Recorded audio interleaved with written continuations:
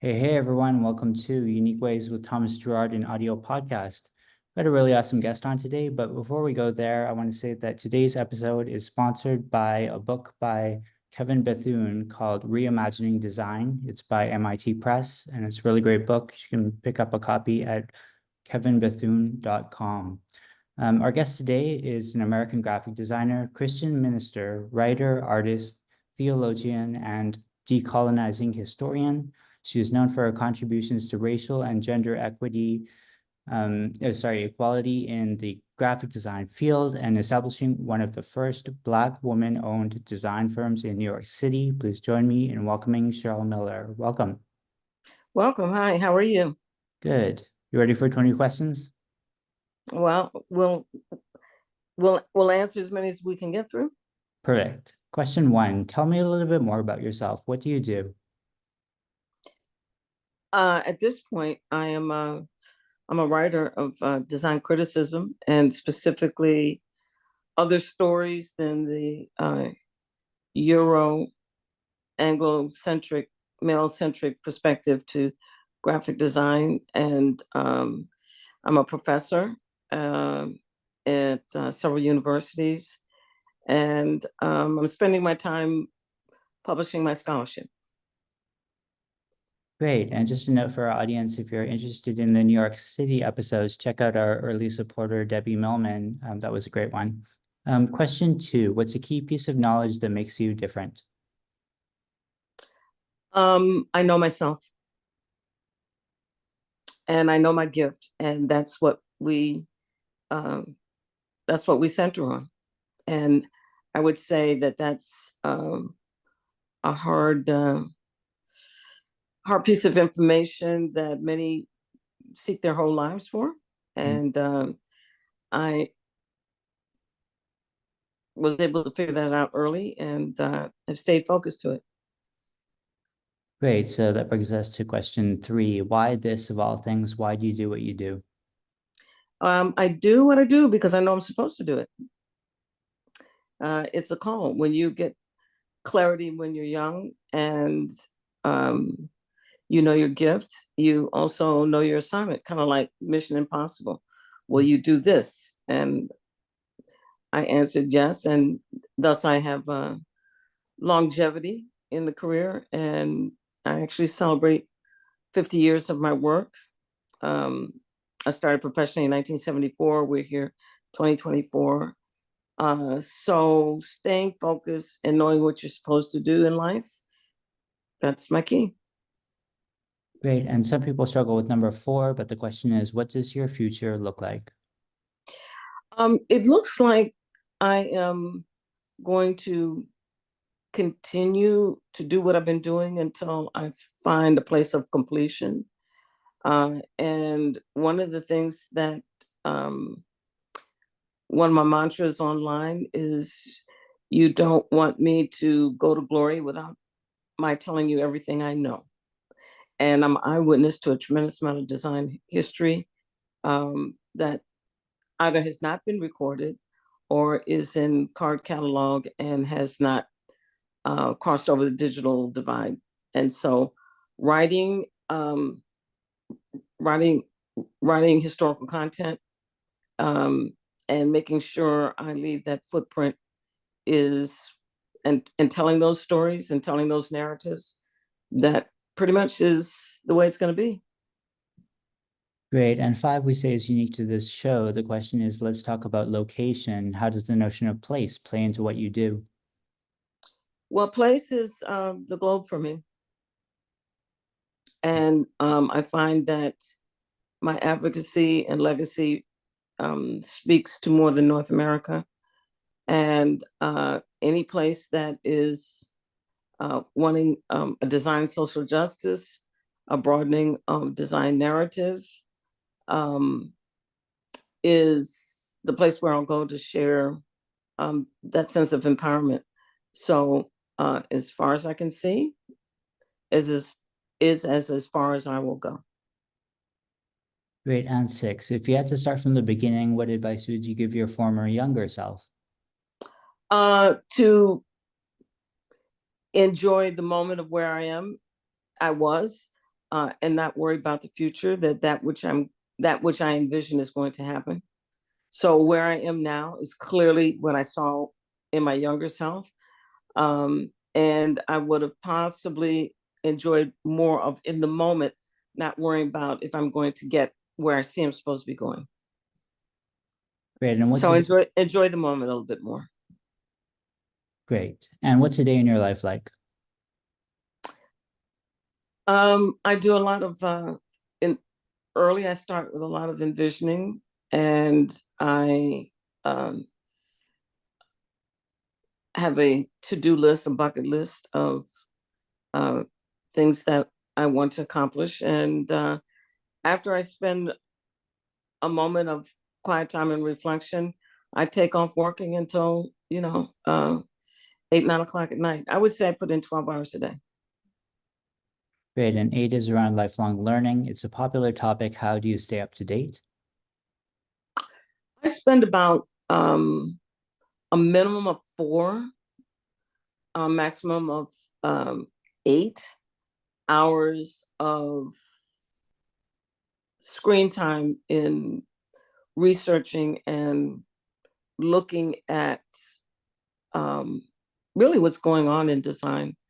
And so I spend a lot of time with online study and online reading and articles, talking to people, a lot of YouTube University.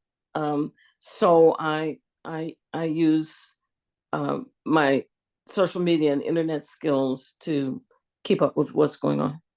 A lot of reading, and I would say a minimum of 4, a maximum of 8 hours a day, and that's not all at once. That's what my phone tells me I do, and I know what I do on my phone. Okay, so and I curate a lot of Instagram user pages of those excuse me, of those that I favor and find interest.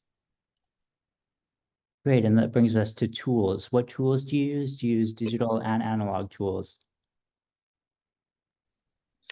Yeah, I don't use much analog except writing, sketching, and I have the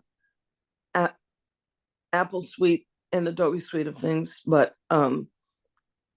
research keeps me using my computer and iPad a lot. Great. So halfway number 10, how do you deal with work life or life work balance? I stop at the end of the day, and I do no work on the weekends, and that's pretty much it. I get it all done. I pretty much stop in the evening for family dinner, and I do not work on the weekends, so I don't overcommit. So overcommit and keeping a tight schedule for work is how I keep my balance. Great. And if you weren't doing what you do now, what might you be doing? I wouldn't be doing anything other than what I'm doing.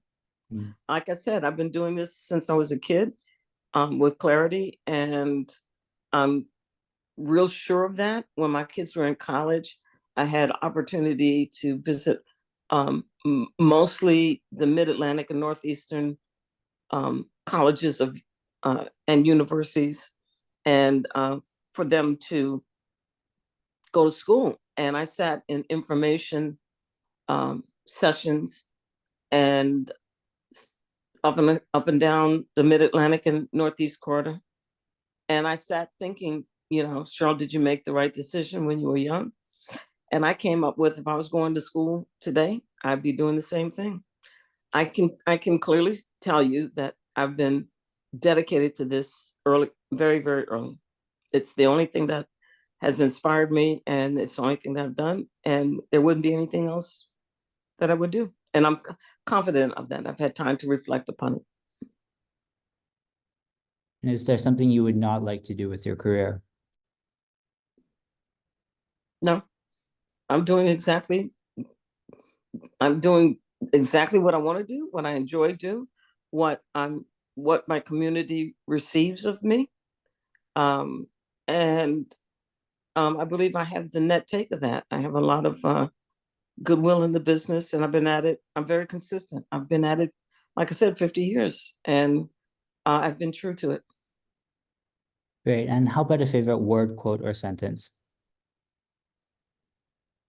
Um, I've got a book coming out, um, and I'm really excited about it. And it's taken me 50 years to write it, and it really is a tell-all. I'm showing you things that you've never seen. I'm writing you things you never uh, you don't know, you've never seen, you've never known.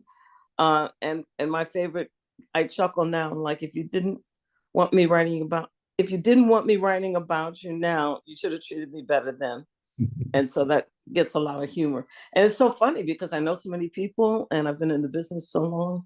Um, so many people I do write about. And so you're going to have to read the book and read it all the way through to see if I'm talking about you. Does that also cover a least favorite word, quote, or sentence? Uh, Say that again? The question is, do you have a least favorite word, quote, or sentence? No. That's, you know, well, my favorite, I guess, overall is um, success is when opportunity meets prepared. So always be prepared. You never know what opportunity will present itself. And so that one, and here's the one I usually sign my books with. Um, Living your life is your story. Living your life for others is your legacy. Leave a legacy. So you have all three of my favorite quotes. Great. And if you had to pick one word to describe yourself, what word would you choose? Iconic. What keeps you up at night? Nothing keeps me up at night. I close my eyes and uh, honestly, I close my eyes at night. I say, whisper a few prayers, and then I talk to myself and say, if I have any um, questions or thoughts about what I should do, I ask myself that before I go to bed. And usually when I wake up in the morning, I've got some direction. Um, yeah, that's an old that's an old spiritual ritual that um, I picked up along the way. You just ask yourself, what do you want to know in the morning when you wake up? And usually you have an answer. So after resting, saying a couple of prayers, if there's something I'll say, Cheryl, what are you going to do tomorrow morning first? Or Cheryl, what, you know, um, how are you going to handle this? And I go to sleep with that. And I usually wake up, I have some direction. It works for me. Uh, and I recently learned something that kind of works. If I've had too much espresso after dinner, if that keeps me up, I count backwards from 100 and I'm gone to sleep. So nothing keeps me up, my dear. You need to rest if you're going to do this work. Nice. And final stretch here. What's the dream you're chasing? I don't chase dreams. I see visions and of clarity. And if you stay on track to that which you see um, appears. We can lose our way if we don't have vision. I don't have dreams. I have clarity of vision, mission, and purpose, and I'm pretty consistent in that. And I don't foresee any change in that, given I've been doing this since I was a kid. So the rest of the way out, I think what I'll probably see is more recognition of or acknowledgement that the work I've done has been poignant, impactful, and has made a difference in the lives of the community that I have served. Great. And last few here, what inspires you? Uh, I think my community inspires me to keep going, keep sharing, keep um, being a luminary in their lives. My community is diverse, a variety now of color, and we have so many hero sheroes in the design business, that the demographic of today's community um, doesn't always represent. And so, being a woman of many colors and ethnicities and um, unique global perspectives, I've traveled and I have four grandparents, four different races, four different places. I relate to a lot of people, and I think that um, my presence as a luminary um, gives a lot of people a lot of hope and inspiration. And we're not all looking at the same, in essence, white players that have dominated our visual conversation. I know that my presence brings hope and inspiration for others, and I live in that. Great. And 19, any advice you'd like to share? Do it. Great. And finally, 20, how can our listeners keep tabs on you? What's our call to action? Say that again. How can our listeners follow you, and what's our call to action? Oh, call to action is LinkedIn. I think it's Cheryl D. Holmes Miller or CD Holmes Miller LinkedIn. And I have a lot of fun on Instagram. Cheryl D. Miller Fine Arts. Cheryl D. Miller Fine Arts. Yeah, I have a lot of fun over there. And I say that was before, along the way, I thought I was going to do a gallery. And I opened up that Instagram account. And right before the pandemic, I thought I was going to open a gallery. And um, I got I got busy continuing my design work and writing, and um, never did anything about it. I paint in the summer. I've always been a painter, and um, I have a little presence with that. But I'm designer 110%, and I use that for all of my. I have a selfie wall, and I promote other people and young designers that I see and activities and events. So I have a lot of fun over there, and if you want to uh, join the party, that's where I am. But pay no attention to the username because I thought I was going to do a gallery, but that's not what we're doing. We're doing the same thing that we've always done. I'm a designer. I'm writing it. I lecture. I'm a professor now, and um, so call to action is if you want to follow me there or LinkedIn, and I'm embracing keynoting and lecturing and writing, and I do a lot of writing, and I get invited, for essays and forwards and um, commentaries and that kind of thing. And I have a book coming out in October that we're really excited about. We are launching AIGA Design Week, October 2nd in Washington, D.C. I'm from D.C. I'm going home. The name of the book is Here, Where the Black Designers Are, published by Princeton Architectural. It took me 50 years to write, Thomas. And so I'm really excited about that. We're launching in DC. You can pre-order. I'm so excited. We're already number 7 bestseller on our pre-order um, category under design criticism. I'm like, oh my goodness, we're already bestseller pre-order number 7. Okay. And that's on top of the Bauhaus book. And I'm like, oh my, Cheryl, you're doing really well. So I'm really excited. I don't know the publisher's run. I am encouraging people to pre-order. There are artifacts and pictures that are unseen, and a story untold. And I think that's why even just my sharing it on LinkedIn and Instagram, the pre-order ranking has put us up to the top. So we have a great expectation. We're planning to we're planning our book tour now, and so we're launching in DC, and then we're going to roll out in New York, and wherever pretty much wherever AGA is in areas where there's several design schools. I'm all about the students. So Boston, Atlanta, Detroit, Chicago.